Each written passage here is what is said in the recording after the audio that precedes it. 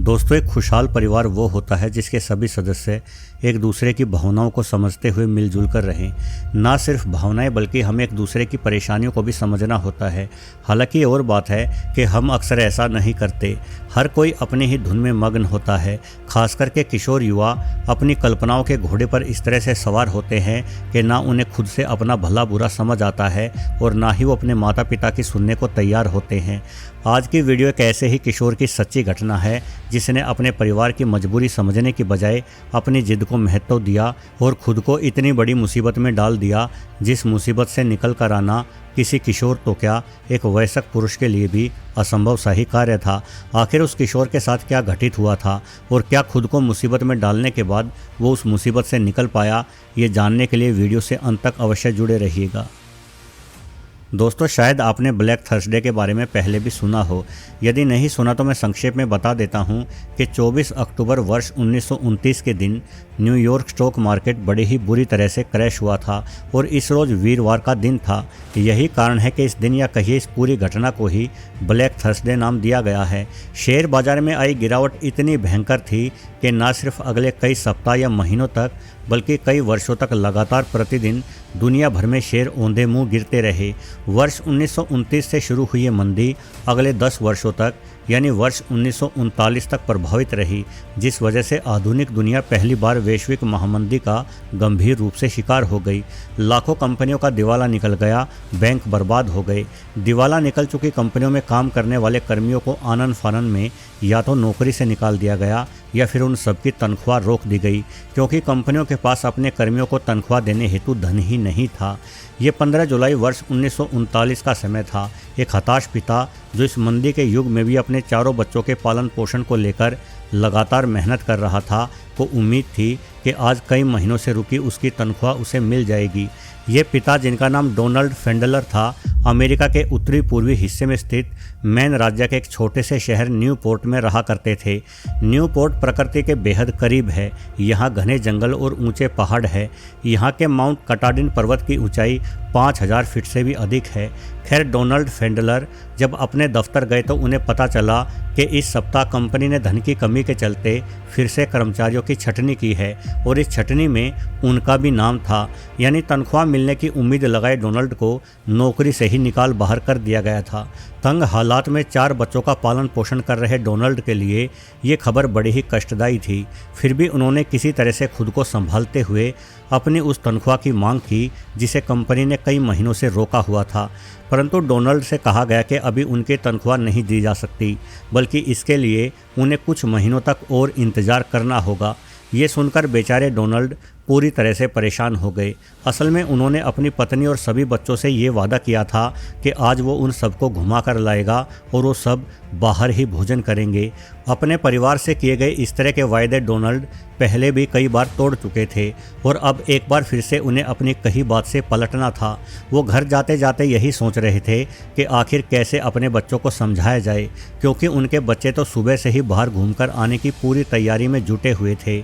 जैसे ही हताशा से भरे डोनाल्ड घर पहुंचे तो उसके 2 बड़े बेटे, जिनका नाम डॉन फेंडलर उर्फ डोनी और रयान फेंडलर था, बड़ी ही खुशी से दौड़ते हुए अपने पिता के पास आए। उन दोनों ही को बाहर घूमने की जल्दी थी, किंतु डोनाल्ड अपने बेटों को समझाते हैं कि आज उनकी तबीयत थोड़ी ख़राब है, इसलिए वो लोग कल चलेंगे। ये सुनकर डोनाल्ड के दोनों ही बेटे नाराज़ हो जाते हैं और वहाँ से चले जाते हैं। रात को भोजन करते समय डोनाल्ड अपने परिवार को सच्चाई बता देते हैं कि इस बार भी वो लोग घूमने नहीं जा सकते, क्योंकि ना ही तो उसे उसकी तनख्वाह मिली है और ऊपर से उसकी नौकरी भी चली गई है। इसलिए अब वो जल्द ही किसी दूसरे शहर में जाकर नई नौकरी की तलाश करेंगे। ऐसी बात सुनकर डोनाल्ड का बड़ा किशोर बेटा डोनी, जिसकी उम्र लगभग 13 वर्ष थी और जो पहले ही अपने पिता से नाराज़ था, गुस्से से भर जाता है। वो अपने पिता से कहता कि आप शहर जाओ और फिर कभी वापस इस घर में लौटकर मत आना। ये कहने के तुरंत बाद डोनी वहाँ से उठकर चला जाता है। जाहिर है कि किशोर मन अपने पिता की मजबूरी समझने के लिए बिल्कुल भी तैयार नहीं था। हालांकि अपने बेटे के ऐसे व्यवहार के बावजूद भी डोनाल्ड उससे नाराज़ नहीं होते, बल्कि वो अपने ही हालातों को इन सब के लिए दोषी मानते हैं। डोनाल्ड को एहसास था कि उनका बेटा अब बड़ा हो रहा है और इस उम्र में बेटे के साथ बाप बनकर नहीं बल्कि दोस्त बनकर व्यवहार करना चाहिए।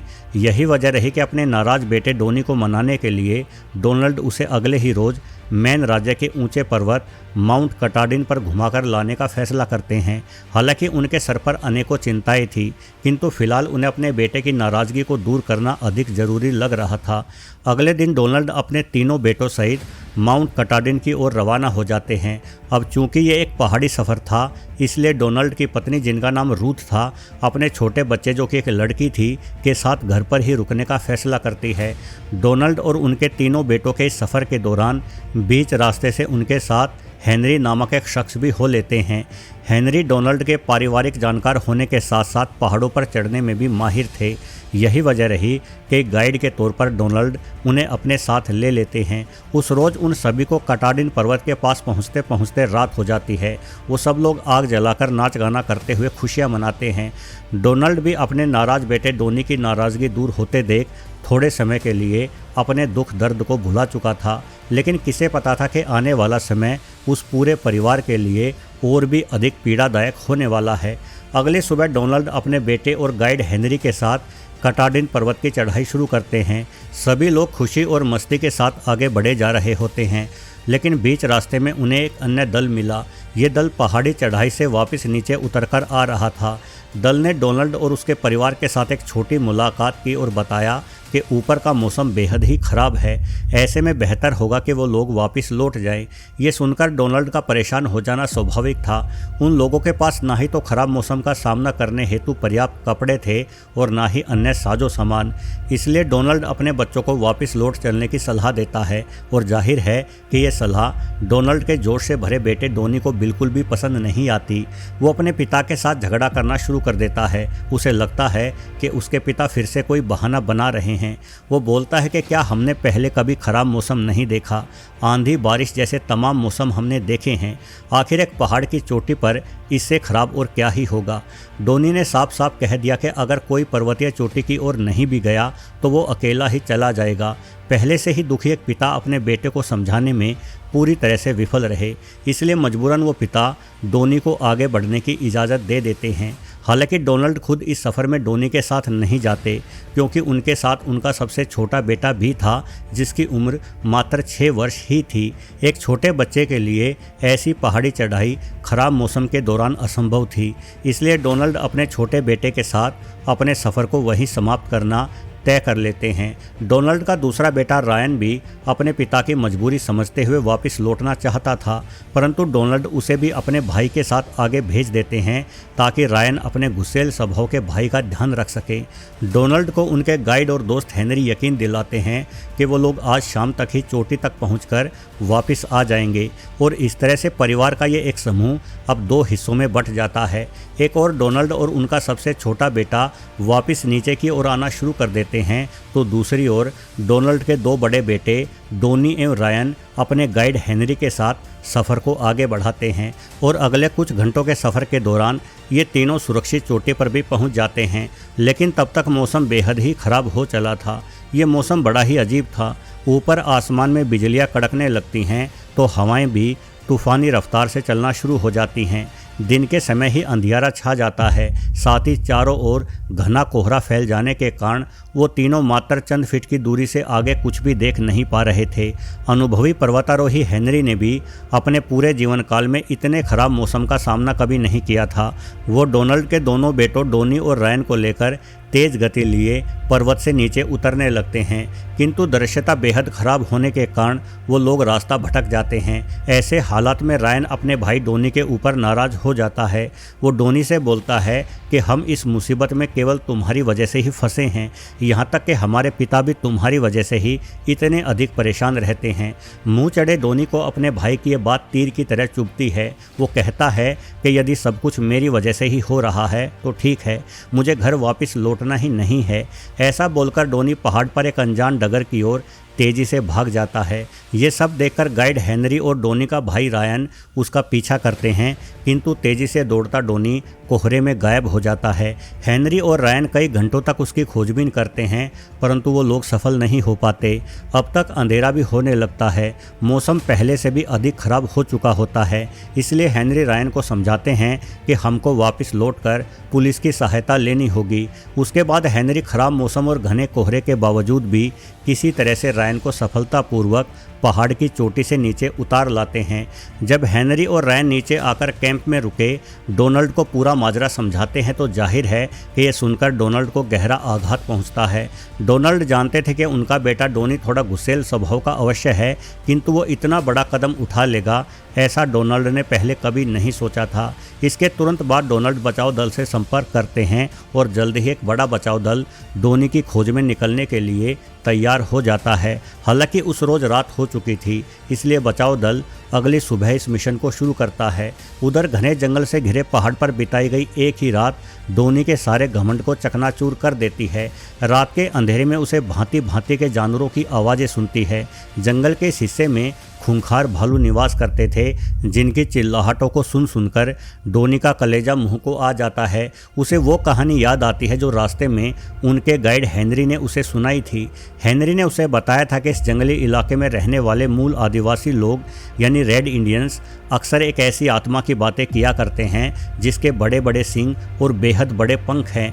जब कोई जंगल में खो जाता है तो वो आत्मा उसे पकड़कर अपने पास कैद करके रख लेती है। उस आत्मा के डर के मारे डोनी एक जगह बैठकर आराम भी नहीं कर पाता और पूरी रात अंधेरे में भटकते रहने के कारण डोनी के कपड़े कई जगहों से कांटों में उलझ जाने की वजह से फट जाते हैं।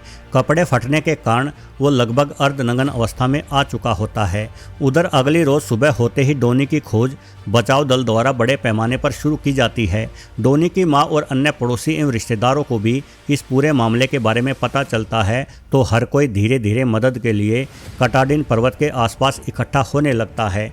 लेकिन पूरा दिन खाक छानने के बावजूद भी डोनी की तलाश अधूरी ही रहती है। डोनी के पिता मन ही मन अपने निर्णय को लेकर पछता रहे थे कि आखिर क्यों उन्होंने डोनी को पहाड़ पर चढ़ाई करने के लिए भेज दिया था। उन्हें आभास था कि ऐसे घने जंगल में डोनी के जिंदा बच पाने की उम्मीद बेहद ही कम थी।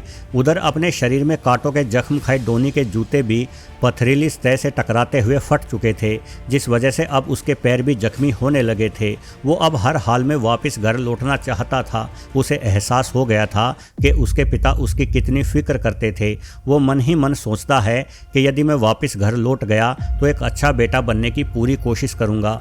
खराब और नमीदार मौसम होने के कारण इस जंगली क्षेत्र में आज दिन के समय भी मच्छर डोनी पर हमला कर रहे थे, जिस वजह से वो ना ही तो दिन में चैन से बैठ पाया और ना ही रात्रि के समय ठीक से सो पाया। एक और दिन जंगल में बिताने के बाद तीसरे दिन डोनी को अपने पिता की बताई बातें याद आने लगती हैं। उसके पिता हमेशा कहते थे कि यदि कभी अकेले जंगल में फंस जाओ तो बाहर निकलने के लिए 3 चीज़ें अपने दिमाग में रखो।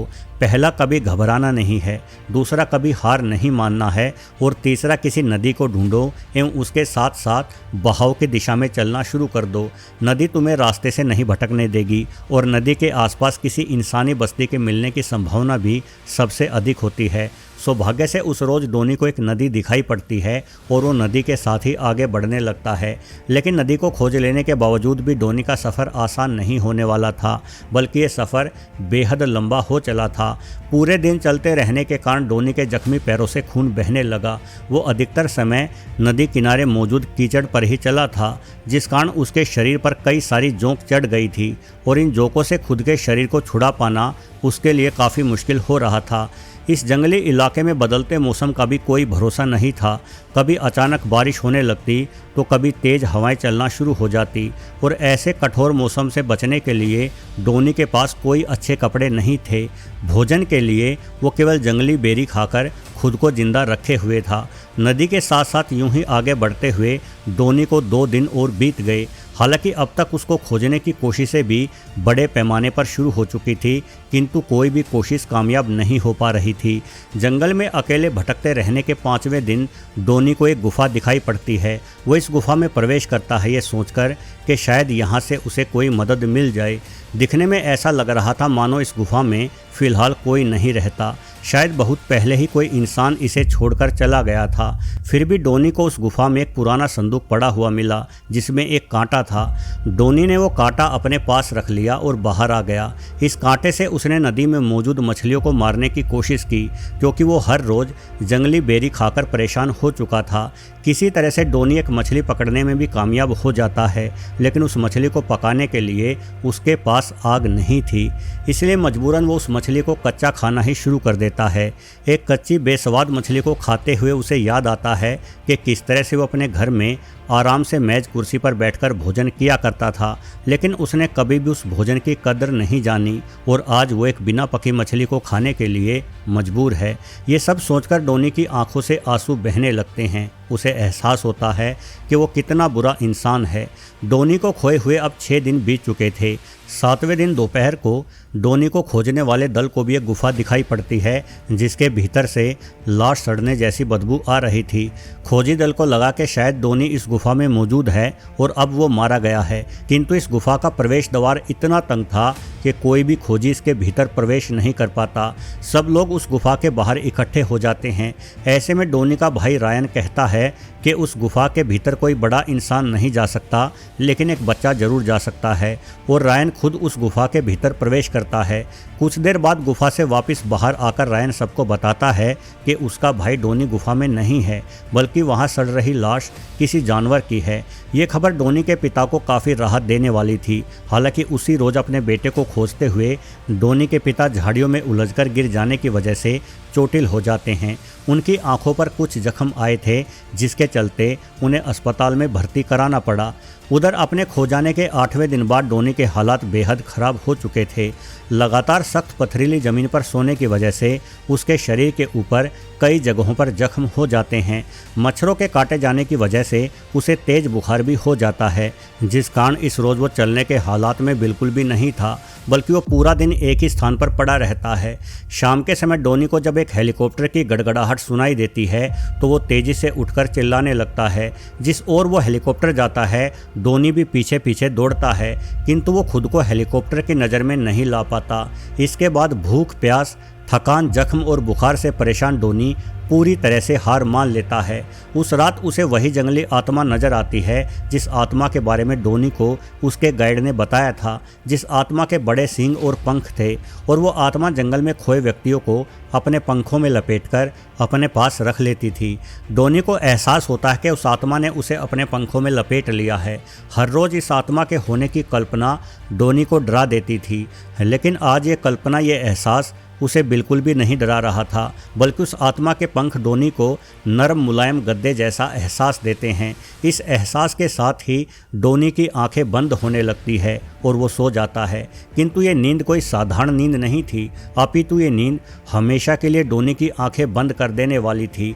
नींद में ही डोनी को एहसास होता है मानो जंगल की उस आत्मा ने उसके शरीर से खुद उसकी आत्मा को अलग कर दिया है, और अब वो जंगली आत्मा उसकी यानी डोनी की आत्मा को उठाकर ले जा रही है एवं उसका शरीर पीछे छूट चुका है। तभी डोनी को खोजते हुए उसके पिता वहां आ पहुंचते हैं। वो डोनी के बेजान पड़े शरीर को देखकर रोने लगते हैं। डोनी के पिता अपने पुत्र के शरीर को अपने गले से लगा लेते हैं, अपने सर द्वारा उस बेजान शरीर में जोरों से टक्कर मारते हैं। इस टक्कर के कारण अचानक उस बेजान शरीर की सांसें चलना शुरू हो जाती है। डोनी की आत्मा, जो जंगली आत्मा की गोद में थी, तेजी से वापस अपने शरीर की ओर जाती है और शरीर में प्रवेश कर जाती है। एक झटके से डोनी की आंखें खुलती है। उसे एहसास होता है कि वो मरा नहीं बल्कि जीवित है। अब तक सुबह भी हो चुकी थी। घने जंगल में अकेले खोए हुए डोनी का ये 9वां दिन था, और आज डोनी तय करता है कि जब तक वो जीवित है हार नहीं मानेगा। वो अपने थक चुके शरीर की सारी ऊर्जा केंद्रित करता है और दोबारा से नदी के साथ साथ बहाव की दिशा में चलना शुरू कर देता है। अब डोनी को ऐसा एहसास होता है कि मानो उसके पिता उसे पुकार रहे हों। उसे अपने पिता की आवाज़ बिल्कुल साफ साफ सुनाई दे रही थी, और वो इसी आवाज़ का पीछा करते हुए और भी तेज़ी से चलना शुरू कर देता है। हालांकि डोनी को ऐसा भी एहसास था कि ये सब उसकी कल्पना है, फिर भी वो बिना रुके और थके अपने पिता की आवाज़ की दिशा में आगे बढ़ता ही रहता है। तभी अचानक उसे नदी के किनारे कपड़े धोती एक औरत नजर आती है। 9 दिन बाद पहली बार डोनी को कोई इंसान दिखाई दिया था। वो समझ नहीं पाता कि सच में वहाँ कोई औरत कपड़े धो रही है या ये भी उसका कोई वहम ही है। फिर भी उस औरत की मौजूदगी पाकर डोनी मदद के लिए जोरों से चिल्लाने लगता है, जिससे वो औरत उसकी आवाज़ सुन लेती है और पास ही में मौजूद कुछ व्यक्तियों को इस बारे में बताती है। वो व्यक्ति तेजी से डोनी की ओर आते हैं और आखिरकार डोनी को बचा लिया जाता है। नदी के पास मौजूद ये इंसान असल में जंगल में रहने वाले आदिवासी थे, जो जानते थे कि जंगल में खोए एक लड़के की खोजबीन कई दिनों से चल रही है। इसके बाद ये आदिवासी बचाव दल के पास डोनी को लेकर जाते हैं। बचाव दल के अनुसार डोनी जहां खोया था और जहां उसे ढूंढा गया, उन दोनों ही स्थानों के मध्य में करीब 130 किलोमीटर का अंतर था।